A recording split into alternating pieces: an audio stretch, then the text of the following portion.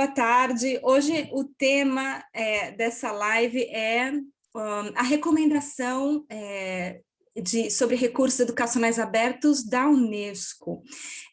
Essa recomendação, eu quero contar para vocês assim, um pouco dos bastidores, não é? De como que é feita uma recomendação, qual o processo. Eu até separei umas fotos que eu quero mostrar para vocês, porque eu estava lá numa dessas reuniões. Então, eu queria contar um pouco hoje, a gente faz assim uns 20 minutos, meia hora de bate-papo sobre essa recomendação. Então, eu vou apresentar e depois a gente abre para perguntas, tá bom? Então, é o seguinte, essa recomendação, na verdade, ela tinha o objetivo de estabelecer alguns critérios importantes para que os países que fazem parte da Unesco, que a Unesco é um órgão educacional das Nações Unidas, né? Então, para todos os países que fazem parte da Unesco terem parâmetros para saberem como atuar em relação aos recursos educacionais abertos. Então, é algo assim que já a Unesco está muito assim envolvida com o tema de recursos educacionais abertos já há muitos anos, não é? Tanto é que, como eu falei para vocês anteriormente, o termo recursos educacionais abertos foi cunhado num evento da Unesco em 2002, a primeira vez, né, que foi utilizado a terminologia e foi cunhado ali esse termo, recursos educacionais abertos, REA. Então, a Unesco sempre esteve muito envolvida com esse tema. Então, a proposta de uma recomendação, na verdade, surgiu para que todos os países que fazem parte da Unesco tivessem alguns parâmetros acordados entre si, entre todos os países, e tivessem isso como um objetivo, como algo a cumprir num prazo de tempo, tá?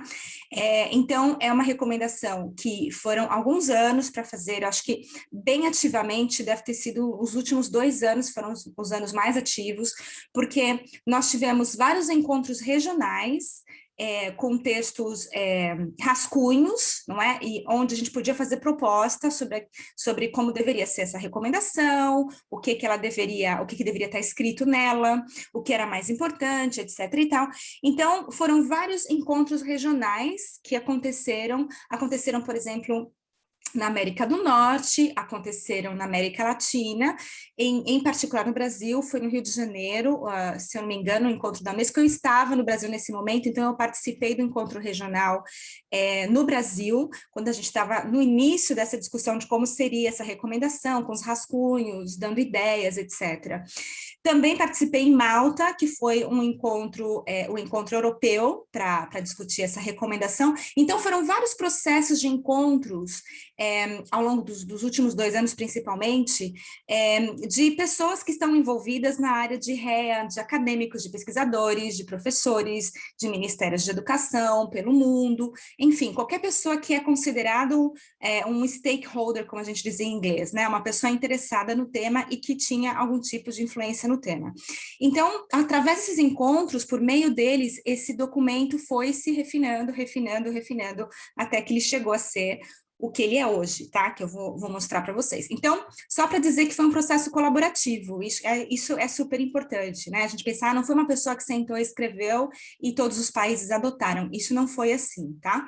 Foi um processo colaborativo de confecção dessa recomendação, tá? Então, bom, ela também foi impulsionada por nossos colegas ali da Eslovênia, né? A Eslovênia sempre, ela tem um objetivo de ser um país bastante avançado no que diz respeito ao aberto, né? Então, é governo aberto, educação aberta, então ela tem essa iniciativa chamada Opening Up Slovenia, né, que é abrindo a Eslovênia, que é toda baseada no aberto, entre aspas, né, e os REA são algo muito importante. Então, eles também tiveram um papel pivotal nessa questão de propor, de ajudar a gerenciar e de trazer até o final a conclusão esse processo da recomendação da Unesco, em particular o Mitja Germol, e também o Davor Orlik, que ajudou bastante nesse processo, tá? Mas, enfim, foi um trabalho colaborativo de muita gente. Bom, além desses encontros regionais que aconteceram, teve um encontro em novembro, que eu vou mostrar para vocês no próprio documento da Unesco, que eu vou compartilhar a minha tela aqui com vocês, que foi talvez um dos eventos mais importantes, porque foi onde nós editamos pela última vez essa recomendação já num formato quase que final, porque também a gente falava sobre ela por e-mail e tal, né?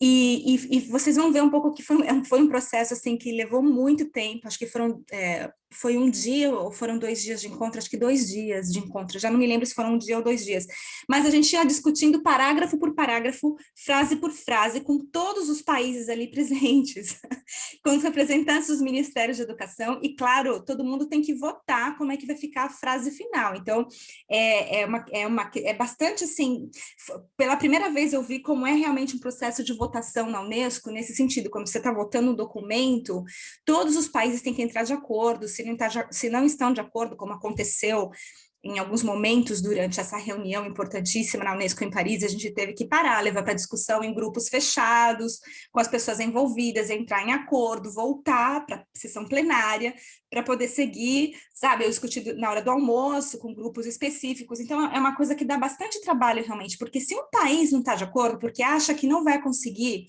colocar em prática aquilo que está proposto na recomendação, ele não vai querer aquilo na recomendação e vai votar contra. E se um votar contra, não passa o documento. Né? Então, foi bastante interessante. Eu vou mostrar depois umas fotos para vocês terem uma ideia de como, das poucas fotos que eu tirei, né? Para vocês terem uma ideia de como foi esse processo, tá? Como é que era a sala, tinha tradução simultânea para vários idiomas, ou seja, evento de Nações Unidas mesmo, não é? Então, eu vou compartilhar aqui com vocês a minha tela, e vou mostrar um pouco aqui. Vou mostrar a recomendação em si, só para a gente dar uma olhadinha nela e ver quais são os pontos mais importantes. Deixa eu ver. Vocês estão conseguindo ver a minha tela? Deixa eu ver. Sim, né? Ok, era aqui que eu queria vir. Sim. Olha, perfeito, obrigada. Olha, era aqui que eu queria vir primeiro, tá? Eu estou simplesmente na página da Unesco, aqui. Se vocês colocarem em qualquer buscador, vocês vão encontrar isso. Está em inglês, é uma das questões, né? Assim, que o texto oficial, tudo, eu vou mostrar, está traduzido para alguns idiomas, mas não para o português. Então, essa recomendação, como eu disse, é um documento, tá? Um documento que foi feito de maneira colaborativa, assinado por todos, e agora ele tem que ser posto em prática. Então, ele propõe algumas coisas, tá? Então, por exemplo, começa aqui, ele foi adotado de maneira unânime na Conferência Geral da Unesco. Todos os anos a Unesco faz uma conferência geral no fim do ano para aprovar as várias coisas que foram sendo discutidas ao longo do ano, né, e que precisam ser aprovadas. Então, essa foi aprovada na 40ª reunião anual da Unesco, né? Esse era um dos temas que tinha que ser aprovado ali, em novembro de 2019. Então, antes disso, foi em maio de 2019 que a gente teve essa reunião intergovernamental, é o que chama. Nesse caso, eu fui representando a Comissão Europeia, eu fui nomeada pela Comissão Europeia para representar os 27, né, na ocasião eram 28 ainda, porque acho que a Reino Unido ainda fazia parte, não me lembro se o Reino Unido ainda fazia parte, não é? Para representar os países da União Europeia naquele momento, né?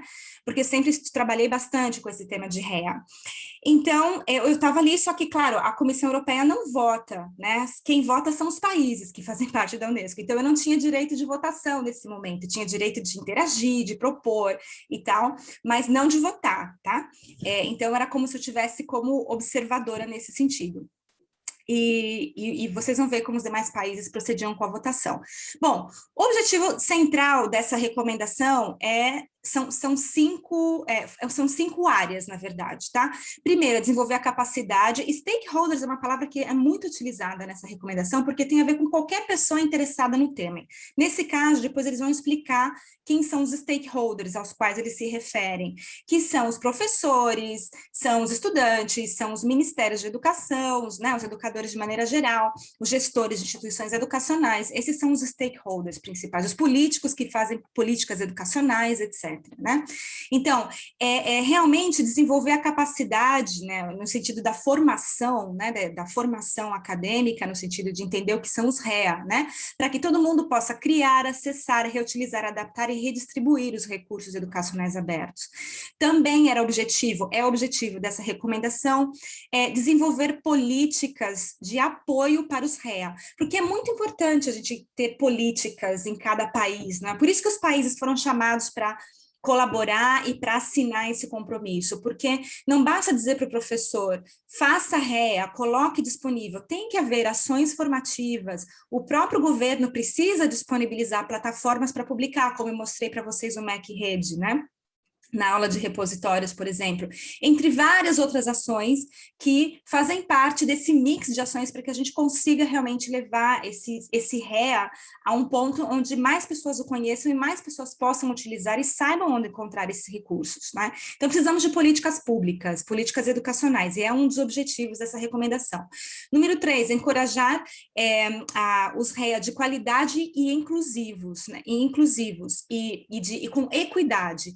Então, toda a questão aqui da gente trabalhar o gênero, né? Todo muito cuidado como nós trabalhamos gênero, como nós trabalhamos os estudantes que têm menos acesso, aqueles que estão em áreas remotas, porque não podemos esquecer, o cenário da Unesco também, dos REA, é bastante diverso, vai desde a China, né? Quando a gente pensa até, por exemplo, África, países da África, onde há pouca estrutura de internet, onde os REA podem ser, talvez, um dos únicos elementos, materiais didáticos que chegam até algumas escolas, né? Com poucos livros, então os REA são muito importantes para essas regiões, para que eles possam ser adaptados, reutilizados de uma maneira mais livre. Então, você imagina a diversidade de contextos que existiam ali representados com todos aqueles países para chegar num documento único. Cada país com assim, a sua perspectiva, aqueles que são mais avançados, onde a infraestrutura não é um problema, com aqueles que já têm uma certa dificuldade na produção de materiais, na estrutura, etc. Né? Bom, então, essa questão para que a gente possa pensar nos REA como documentos inclusivos e que promovam a equidade, tá? Bom, depois, a questão da nutrição, né, de nutrir, de criar modelos que possam ser sustentáveis para os REA, porque, como eu comentei com vocês numa das aulas, essa questão dos REA é assim, sempre alguém paga, não é? A gente já conversou sobre isso, tem um custo para alguém, em algum momento alguém está pagando, pode ser o governo, pode ser uma NGO, uma organização sem fins lucrativos, mas que está recebendo uma verba de alguém, ou seja, sempre em algum momento tem que haver essa questão do dinheiro que impulsiona a confecção desses recursos, né? Ou os materiais, ou o tempo, ou essa internet, ou seja, tudo que é necessário para que esses recursos sejam feitos. Então, a gente fala muito no desenvolvimento sustentável, na criação de modelos de negócio, negócio até uma palavra entre aspas, porque muita gente não gosta desse nome negócio, mas sim, né, em termos de business, né, de negócios, são modelos de sustentabilidade financeira, que não deixam de ser modelos de negócio, entenda negócio como preferir. Negócio no sentido de poder criar esses recursos e colocá-los disponíveis, né?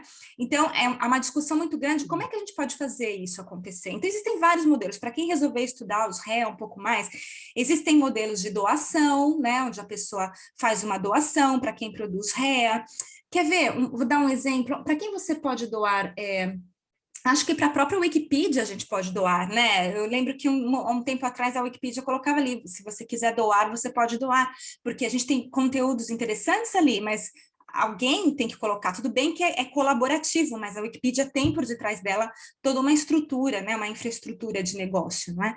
Para ela poder estar no ar e disponível para a gente 24 horas por dia. Tem também, então, a questão de você fazer, por exemplo, cobrar um certificado, ou você pode fazer um sistema de doação, ou pode ser fomentada pelo governo, lembrando que quando é fomentada pelo governo, quem paga é o usuário que paga impostos, né? A gente sempre tem que lembrar isso, né? Então, pensar como é que a gente pode fazer os REA mais sustentáveis, para que a gente possa ter mais REA, tá? E, por último, número 5, promover e reforçar a colaboração internacional em relação aos recursos educacionais abertos, tá? Então, ver isso como um objetivo, para que a gente tenha mais REA e possa, por exemplo, reutilizar um REA que foi criado num outro contexto, contextualizando ele para o nosso, então, promovendo essa multiculturalidade, tá bom? Então, vamos entrar ali na própria recomendação rapidamente. Ela está em inglês, olha só, tá vendo aqui que ela aparece os idiomas, né? Então, inglês, francês, espanhol, russo, chinês e árabe. A gente não tem a recomendação em português ainda, tá? Nós não vamos olhar em detalhes, mas só algumas coisas que eu quero pontuar aqui para vocês, é dizer que é um documento que está disponível na internet, qualquer um pode baixar, vocês podem até colocar num tradutor automático para quem não conseguir ler em inglês, né? Tem muitos tradutores automáticos que hoje em dia fazem um trabalho razoável que permite a gente ter acesso à leitura de alguns textos, não é? Mas olha só, então aqui teve aquela atualização na definição dos REA que eu comentei com vocês na aula 1, tá vendo? Onde eles falam definição, fala o que são os REA, fala o que são as licenças, e aqui fala também das tecnologias de informação e comunicação, porque os REA circulam muito melhor quando são digitais, não é? E também fala o papel dos stakeholders, lembra que a gente estava falando agora mesmo? Stakeholders na educação formal, não formal e informal. Então, só para lembrar vocês, o que é isso? Educação formal é escola obrigatória, até a faculdade é considerada uma educação formal. Tudo que tem uma matrícula, né, onde a gente consegue fazer um segmento do estudante, etc., é considerado educação formal. A educação não formal é quando há a intenção da aprendizagem, mas não necessariamente você vai ter uma rota com matrículas, né? Aquela coisa dessa educação como se ela fosse obrigatória. Então, por exemplo, um MOOC, um curso aberto massivo online, pode ser considerado uma educação não formal. Por quê? Porque você não precisa ser aluno da universidade, você pode ser uma pessoa de fora que se matricula no MOOC em si, nesse curso aberto, mas ali ele tem até uma certa rota, né? Você tem a intenção de aprender, ele propõe para a gente, por exemplo, uma estrutura curricular, né? Ali uma ementa daquilo que a gente vai estudar, né? E nos setores informais, tudo que tem a ver com uma aprendizagem no trabalho, muitas vezes quando a gente está aprendendo sem a intenção de aprender, estamos aprendendo no dia a dia, né? Então, educação formal, não formal e informal. Pesquisadores, olha, instituições de pesquisa, organizações da sociedade civil. Então, na verdade, eles chamam de stakeholders essas pessoas, né, da indústria, da escola, da sociedade, da comunidade, pais, famílias, todo mundo está envolvido. Querem dizer que essa recomendação envolve todas essas pessoas de alguma maneira, tá? Direta ou indiretamente. Aí apresenta os objetivos dela, e eu acho que uma das coisas interessantes de dizer é que ela fala também, por exemplo, olha aqui, olha, da Agenda 2030 de Desenvolvimento Sustentável, que é o SDG 4 de Educação de Qualidade. Então, assim, a Unesco trabalha muito, vou mostrar para vocês já uma página, se eu tiver aqui, ela trabalha muito com essa questão do desenvolvimento sustentável, dos objetivos para o ano 2030, né, para que até o ano 2030 a gente alcance alguns objetivos, que são os conhecidos SDGs, né, SDG 4, SDG 5, então o 4 tem a ver com a educação de qualidade, o 5 tem a ver com a equidade de gênero, o 9 tem a ver com a inovação na indústria, infraestrutura, como eu falei, para muitos países assinar isso representava um compromisso grande em termos de infraestrutura, não é? Internet, etc. Então, essa recomendação, ela toca diretamente nesses objetivos da Unesco para serem conseguidos até o ano de 2030. Então, ele é um documento bastante importante no que se refere à educação, tá bom? Porque são várias ações que a Unesco vai tomando para ajudar os países a chegarem nesse ano 2030, atingindo essas metas, esses objetivos já pré-estabelecidos e acordados entre todos, tá? Bom, então, fala-se muito do SDG 4, que é Educação de Qualidade, através dos REA. Eles vão citar também outros eventos importantes que aconteceram, como um documento que é a Declaração da Cidade do Cabo, né, do Cape Town Declaration, enfim, tem várias coisas assim que são um preâmbulo, não é, dessa recomendação, depois áreas de ação. Então, olha só, uma área de ação importante, né, se a gente for ver, o desenvolvimento da capacidade, que a gente já viu, né, para criar, acessar, reutilizar, adaptar e distribuir OER. Então, aqui está dizendo, olha, member states, quando fala aqui, Estados-membros da Unesco, né, tem a recomendação de planejar estrategicamente e apoiar a capacitação nos REA. Né? Então, é obrigação de todos os Estados-membros da Unesco, o Brasil estava lá representado e assinou essa recomendação de criar, de alguma forma, de fomentar essa capacitação. Tá? Então, Isso é uma coisa que a gente, até como sociedade civil, deveria saber e deveria procurar saber o que é que os nossos governantes estão fazendo em relação a isso. Eu sei que tem algumas iniciativas aqui e ali, não é? Mas, por exemplo, em Brasília e tal, mas a gente precisa investigar até que ponto é o suficiente para a gente atingir esses objetivos, não é? Da capacidade de construir essa formação permanente dos nossos professores e dos nossos políticos que fazem políticas educacionais, tá? Bom, eu não vou ler tudo isso, mas só para mostrar, olha, a questão de fazer políticas, né? Desenvolver políticas nacionais que possam apoiar os REA, incentivando, olha, todo mundo a publicar os artigos crus, né, os artigos iniciais e acessíveis, ou os manuscritos, o que quer que seja, dos relatórios que são escritos e publicados, por exemplo, não é? Porque vai muito além daquilo que a gente ensina na sala de aula. Na Comissão Europeia, por exemplo, eles já começaram a publicar tudo, todos os relatórios de pesquisa, tudo que é produzido, até os resultados dos projetos que são apoiados financeiramente, né, com fomento da União Europeia, tudo tem que sair com a licença CC BY International 4.0. Né, para que faça parte aí do Commons. Então, os documentos, assim, importantes, relatórios de pesquisa, etc. Então, número 3, a eficaz inclusão e equidade ao acesso dos REA, porque senão os REA acabam sendo só para aqueles que têm acesso à internet, aqueles que têm a sorte de conhecer essa terminologia, de entender os REA, e não pode ser assim, não é? Bom, e aqui nós vamos, número 4, como a gente já falou, a questão dos modelos sustentáveis, né, onde os próprios países deveriam, de alguma forma, encontrar essas condições, ela está aqui, ó, according to their specific condition, governing structures and constitutional provisions, né, então, respeitando as suas constituições iniciais, tem a recomendação de apoiar e encorajar o desenvolvimento da sustentabilidade, de modelos de sustentabilidade dos REA. E quando a gente fala de sustentabilidade, além da sustentabilidade financeira, para que a gente possa sempre estar criando REA, também tem a questão daquela sustentabilidade de longevidade, né? Que ele continue sendo relevante, porque senão a gente cria repositórios que morrem ao longo do tempo, né? Porque ficam desatualizados, por exemplo, não é? Ou porque ninguém vai lá utilizar, ou porque ninguém deposita coisas novas. Então, vai muito além de ter esse dinheiro separado para incentivar a produção, mas também a manutenção desses REA, né? Seja num repositório ou seja na própria cultura, no aculturamento em relação aos REA.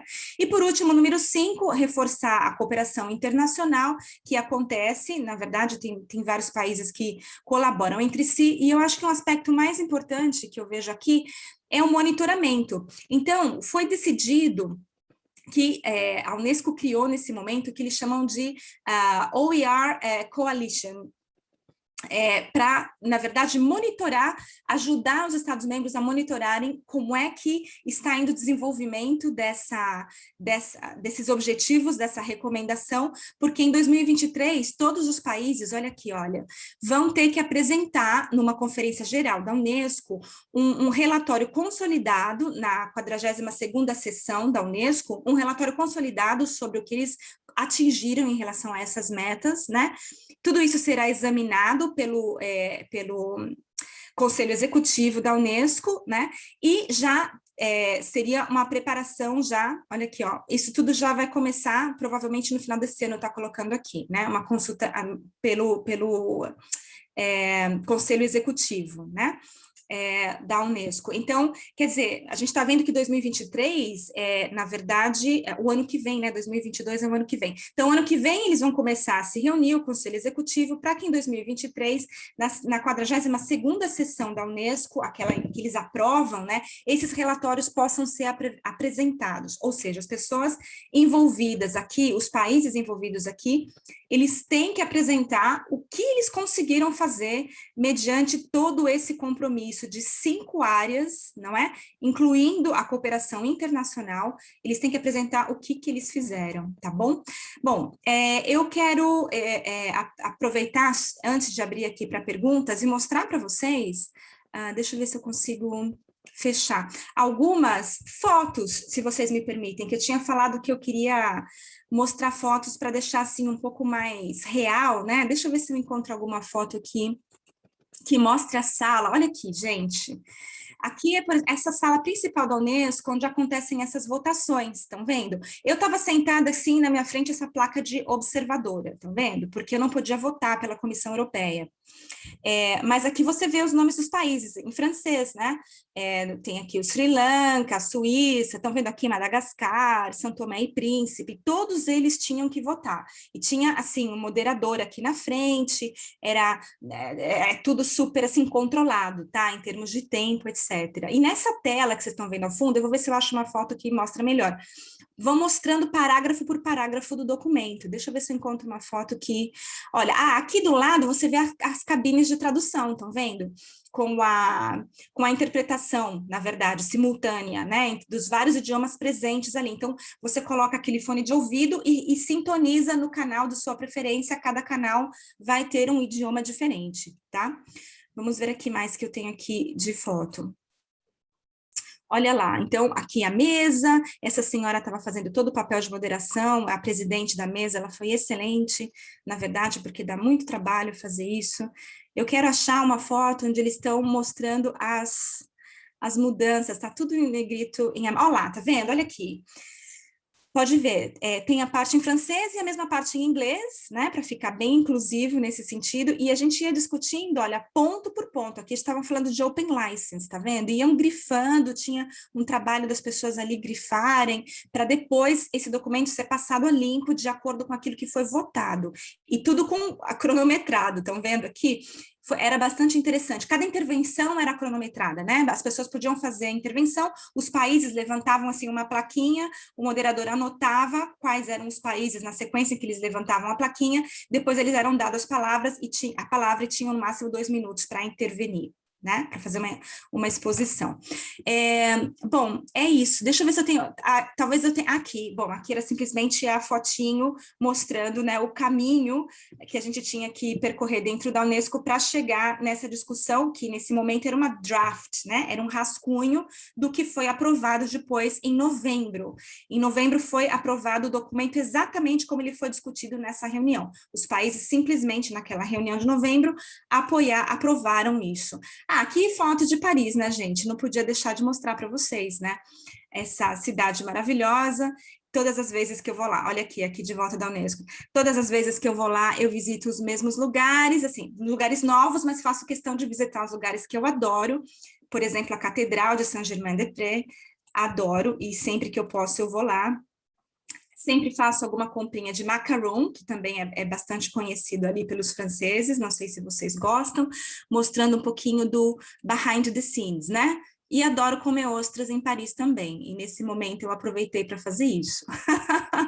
Aqui também acho que tem a foto do metrô e a foto de um café maravilhoso que está bem em frente ali da catedral, não sei se ele aparece, não, essa já foi, que é o Le Du Margot, que também é aqui, é um lugar assim bem icônico, está na frente da Catedral de Saint-Germain-des-Prés, é um lugar também que sempre que eu vou à catedral eu visito, né, porque a gente ali acaba tomando um bom café depois de visitar a igreja, e era um lugar frequentado por escritores famosos, ou seja, é um lugar bastante icônico. Bom, eu vou deixar de compartilhar minha tela, e vou abrir para perguntas e comentários, ok? Então, vamos lá.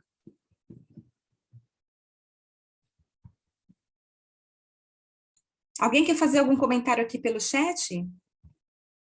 Ou pelo microfone? André, eu tenho uma curiosidade.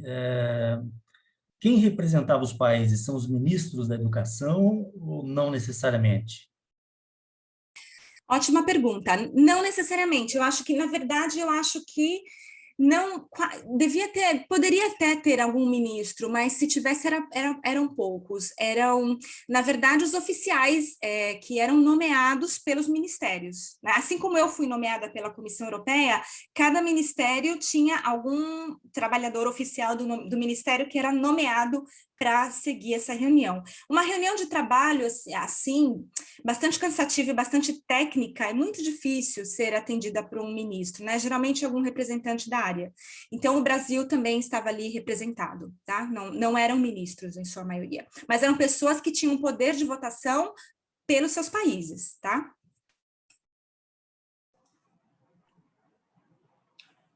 Andréia, posso perguntar?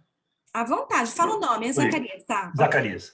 Tá. Na parte científica da publicação de artigos, tem a grande briga entre, vamos dizer, se você trabalha numa universidade pública, se você deve ou é obrigado, é uma sugestão de publicar abertamente. O problema todo é aquela questão, vamos dizer assim, econômica. Para você publicar numa revista tem um custo. E esse custo não é tão baixo em algumas coisas. Então, essa questão está sendo divulgada, universidade pública, pelo menos, tem alguma obrigação já ou ainda é uma recomendação? Que a FAPESP discutiu isso recentemente, a Unesp tem um site, várias universidades têm, mas visa uma aula, não chega a ser aquele artigo científico top. Então, como é que está a questão dos artigos? Pois é, você tem toda a razão, Zacarias, em colocar esse tema. Eu não estou acompanhando os detalhes das agências de fomento no Brasil, como a CAPES, a FAPESP, etc. Tá? Então, eu não posso dizer com propriedade se já há uma recomendação dessas agências de fomento na qual elas pagam por esse tipo de publicação. Não posso dizer. Mas eu acredito que não, né? Como pelo que você está dizendo assim, eu acho que eles estão colocando a recomendação, né, de que seja assim, mas eu não sei como é que funciona no Brasil essa questão de quem paga, não é? Se você apresenta, fala assim, olha, eu tenho aqui um artigo que passou pela revisão por pares de uma revista muito boa, né, Qualizum, e agora alguém precisa pagar isso. Realmente eu não sei, eu tenho a impressão de que, por favor, me corrijam se eu estiver equivocada, tá? Mas eu tenho a impressão de que isso, geralmente, quem paga são os próprios grupos de pesquisa, que são os grupos indexados, né? Na FAPESP, etc, etc. Então, o fomento vem para o grupo de pesquisa e o grupo de pesquisa faz o pagamento daquela publicação.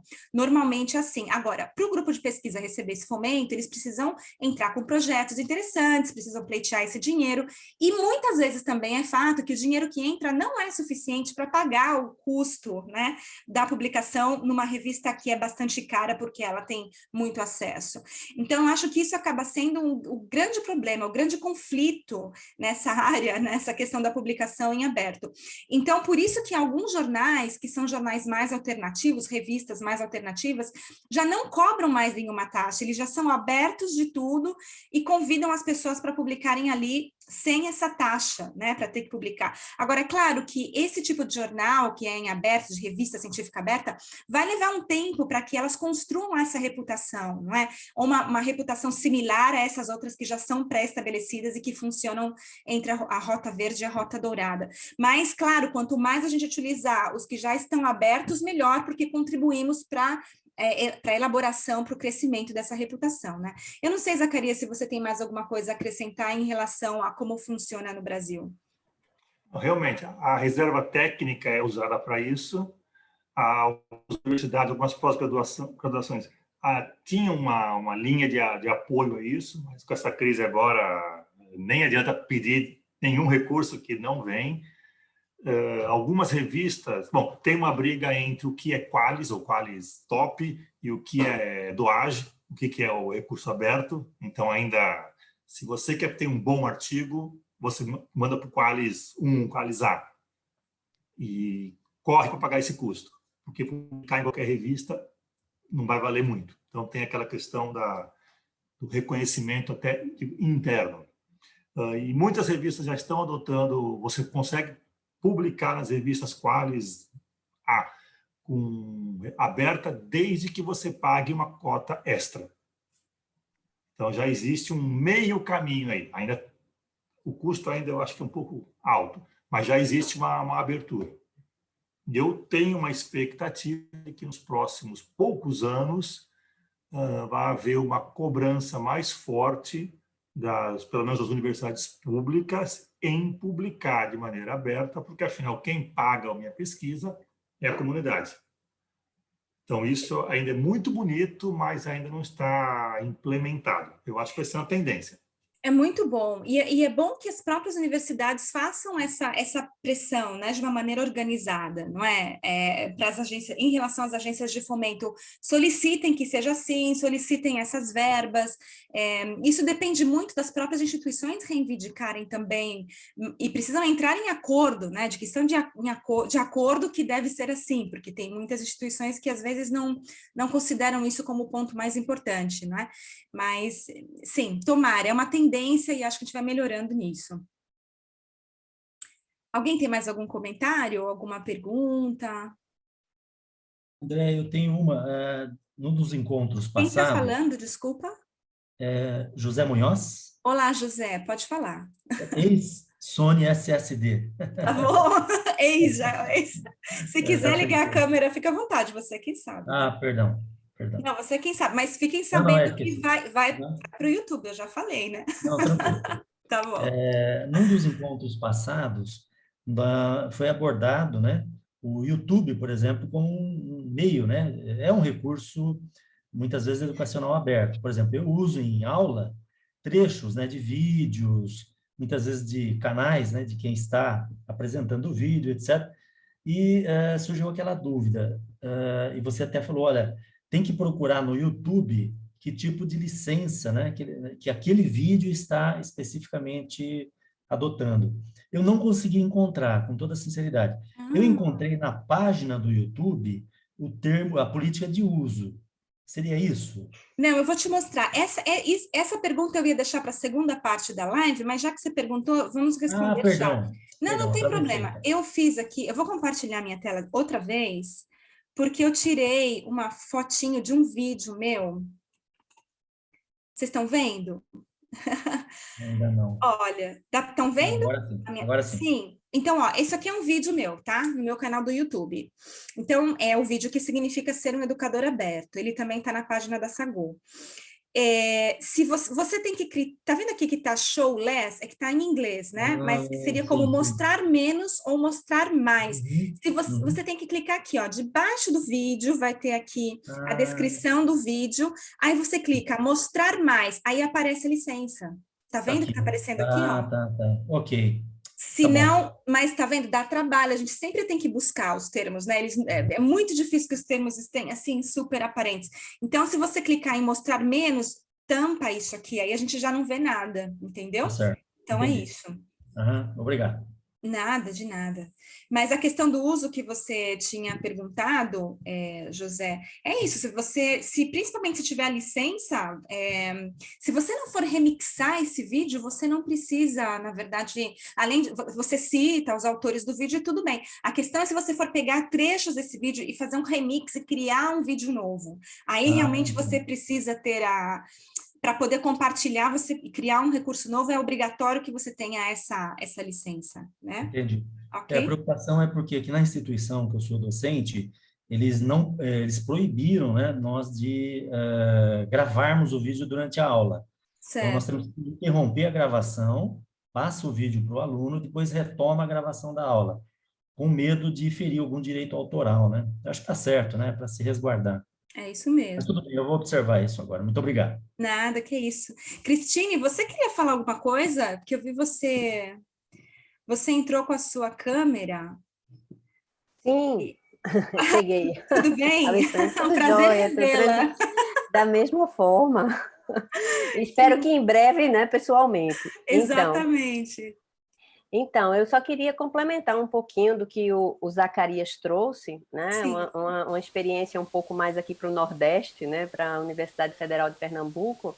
Então, aqui nós ainda temos uma dificuldade muito grande em trabalhar as questões abertas, né, principalmente pesquisa.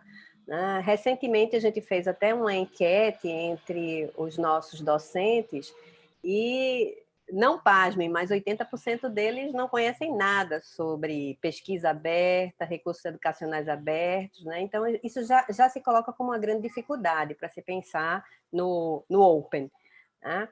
A instituição hoje ela já fomenta, através da pró-reitoria de pesquisa, com editais, né? E eles só trabalham para o extrato mais alto. Então, assim, você consegue financiamento para publicação, né? contanto que elas sejam A1.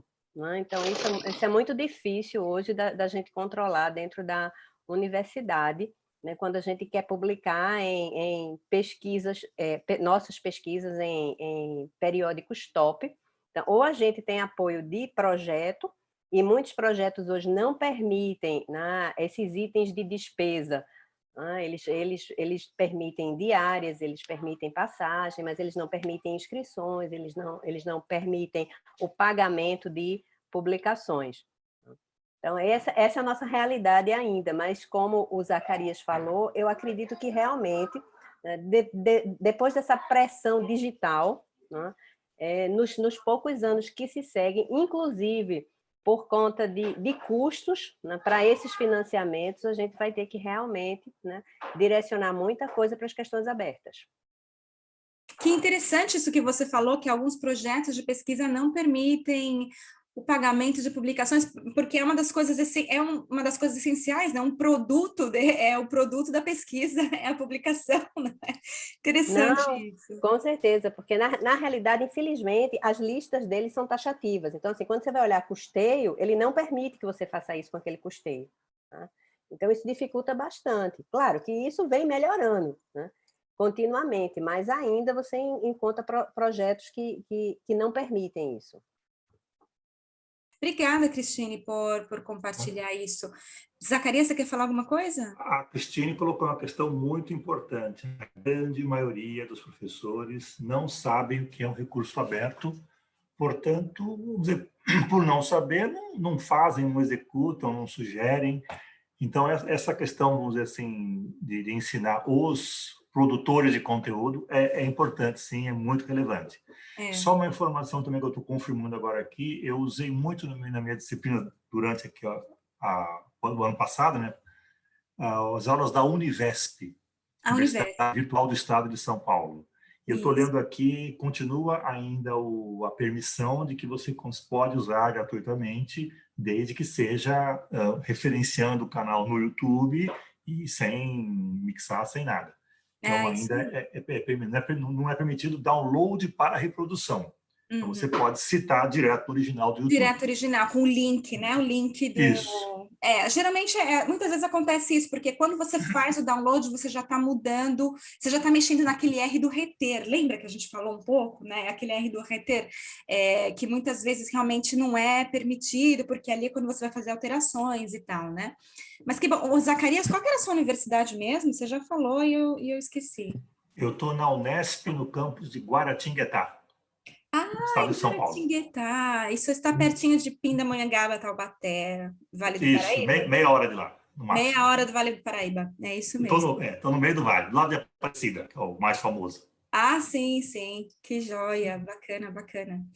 Muito bem, então, assim, em relação à recomendação, alguém tem alguma colocação? Vocês conheciam esse documento, sabiam? Porque, assim, o que eu acho interessante nessa recomendação é que são vários compromissos que os países tomaram ali ao assinarem essas recomendações, e a gente, como sociedade civil, deveria seguir um pouco mais, né? No caso, o Brasil assinou isso. O que a gente tem no Brasil que está trabalhando nesse sentido, né? Vocês que são das universidades públicas, escutaram alguma vez falar em alguma iniciativa de formação, alguma coisa nesse sentido ou não? Não, eu não escutei.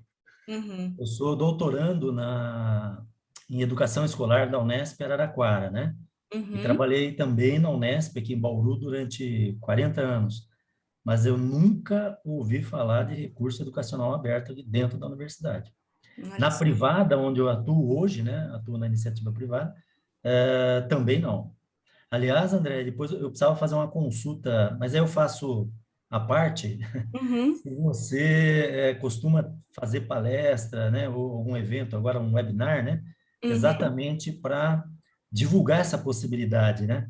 Se existe alguma chance aí de, quem sabe, um dia contar com você para um webinar. Tá bom, me manda um e-mail que a gente conversa. Tá, conversamos. Então, que bom. Alguém tem mais alguma informação? Ah, Zacarias. Eu notei que agora, nessa pandemia, o ano passado em especial, algumas universidades, não sei se por iniciativa ou por ciúme, começaram a divulgar mais conteúdos. Já que a Univesp tem, por que eu não vou ter? Então, a minha pró-reitoria começa a trabalhar. Aí a USP faz o mesmo, a Unicamp faz o mesmo. Ou seja, eu não sei se foi uma política organizada ou se foi uma ciumeira generalizada, onde se eles têm, eu tenho que ter também. Porque senão eu perco divulgação, eu perco popularidade, eu perco toda a minha visibilidade. É verdade. Então, muita coisa foi colocada ainda, acho que de uma maneira desorganizada. Mas já foi um progresso, não podemos negar. Zacarias, é verdade, isso que você está falando é verdade.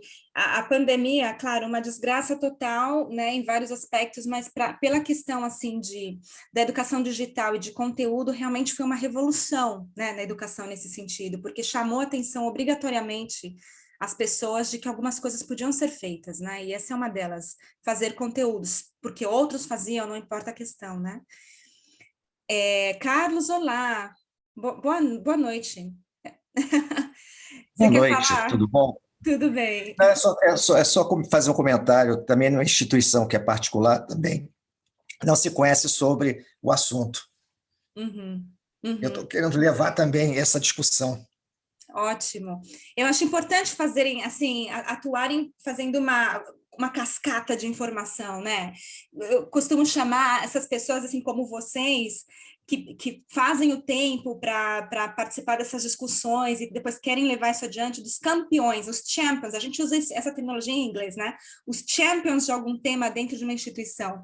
Quando a gente for falar sobre instituição aberta, a gente vai falar nisso. Então, é um papel fundamental esse de vocês, de promover essa conscientização sobre o tema, né? Eu queria até aproveitar, Cristine, e passar a palavra para você, assim, uns minutinhos, porque eu sei que você faz tanta coisa relacionada à REA. Você não quer contar um pouquinho para a gente do seu trabalho, ou do que você já fez, o que você está fazendo agora? Então, posso sim, com certeza. Aproveitando um pouquinho o que o Zacarias falou, né? Eu acredito, sabe, Zacarias, que a maioria das instituições, há um tempo atrás, já começou, né, o desenvolvimento, a construção efetiva de repositórios institucionais. Não que eles efetivamente sejam repositórios de recursos educacionais abertos, mas isso já foi um bom passo nesse sentido. Né? E com a pandemia, quem tinha condições de abrir um repositório para esses recursos educacionais, o fez, né? E começou a colocar lá. Foi mais ou menos a história da gente na UFPE, foi isso que aconteceu, né? A gente tinha um repositório completamente esquecido, né? Porque, assim, mesmo com muitas campanhas internas para conhecer, existe uma dificuldade muito grande, né, do entendimento do porquê daquilo. E aí a gente aproveitou um edital de apoio a estudos para a Covid, né?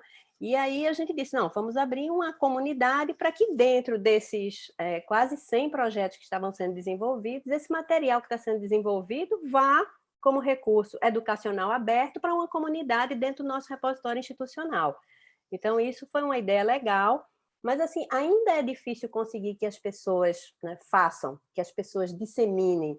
E, para elas, vocês sabem, né? A internet é ótima, porque ela habilita tudo, mas ela não certifica nada. Então, assim, por eu colocar na internet, poxa, eu coloquei, mas e aí, vão usar? Mas, veja só, você colocou lá, né? Você colocou sem registro, sem nenhuma licença, então vamos colocar dentro de um local onde está certificado e que pode ter uso para toda a comunidade. Então, desde o ano passado, a gente começou a trabalhar isso forte dentro da universidade, a gente teve alguns ganhos. Há 3 anos que eu desenvolvo todos os meus recursos educacionais, eles são abertos, os meus alunos desenvolvem recursos educacionais abertos na graduação e na pós-graduação, as disciplinas já começam assim, você sabe o que é educação aberta? Vamos conhecer, porque você vai fazer recurso educacional aberto e você vai usar recurso educacional aberto. Né? O ano passado, eu fui convidada a participar do comitê que advoga recursos educacionais abertos pelo ICDE, né? E esse ano a gente continua esse trabalho com a professora Eba. Então, assim, é uma área maravilhosa e tem assim, tudo para dar certo. O bom é que a gente começa a se engajar nisso, e eu fico muito feliz que as universidades comecem a pensar também internamente, né? Cada um de nós, no nosso mundo, começa a agregar outros pontos, e aí a gente entende que essa comunidade vai se expandir. Há um bom tempo que eu sigo os trabalhos que a Andrea desenvolve, né? Já li muitos materiais, né? E realmente a gente tem que advogar isso, porque é uma forma, né, que possibilita um compartilhamento de conhecimento maravilhoso. Imagine você ter conhecimento de todo mundo, né, à sua disposição. Então, isso aí é fenomenal. Obrigada, Andrea. Nada, obrigada a você, é um prazer muito grande ter você com a gente, Cristine, fazendo o curso e colaborando também, né, trocando experiências aqui. Então, a professora Eba, que menciona a Cristine, é uma grande amiga, Eba Cia Nilsson. Eles fazem parte desse grupo maravilhoso do International Council of Distance and Open Education, que se chama ICDE, que é uma instituição que tem muitos anos aí de trabalho na área de educação à distância, e eles têm esse grupo de trabalho focado nos REA, internacional, tá, gente? Então, por que eu achei importante mostrar um pouco da recomendação, mostrar todo o trabalho que tem por detrás disso? Porque tem muita gente fazendo um trabalho aí de advocacy, né, de conscientização, de encorajamento, levando esse tema ao conhecimento de estudantes, de outros professores, das reitorias. Tem tantos reitores que não conhecem, não é, esses conselhos deliberativos da universidade. Essas pessoas precisam conhecer o tema, e também dentro das agências de fomento, né, isso é super importante. Então, o trabalho desses grupos são grupos que vão, pouco a pouco, fazendo com que mais pessoas conheçam esse tema e trabalhem e se apaixonem por ele, né? Então, tem um grupo muito bonito do qual a Cristine também faz parte, que é um grupo internacional.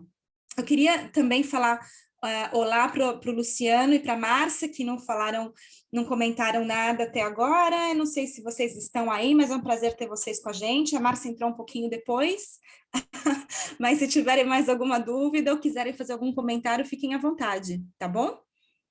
A gente está chegando na hora cheia, eu estou chegando na hora cheia, meia-noite aqui para mim, então, 2 minutinhos mais, se alguém quiser fazer algum comentário final. Caso contrário, a gente encerra por hoje, porque, a menos que alguém tenha alguma pergunta a respeito do curso em si, porque eu disse que a segunda parte seria perguntas e respostas. O José Munhoz já falou a respeito do YouTube, que foi uma pergunta que ele me mandou por e-mail. Alguém tem algum outro tema que gostaria de levantar, alguma pergunta, algum comentário? Não? Bom, gente... Só agradecer. Imagina, quem agradece sou eu. Muito obrigada por estarem aqui. É sempre um prazer muito grande poder ter essa hora assim de um contato mais direto com vocês, tá? Obrigada mesmo. Uma boa noite aí, bom fim de tarde, né? Bom início de noite para vocês e até a próxima, tá bom? Grande abraço. Muito obrigado mais uma vez. Tchau, gente. Boa noite. Tchau, tchau. Boa noite a todos. Boa noite a todos.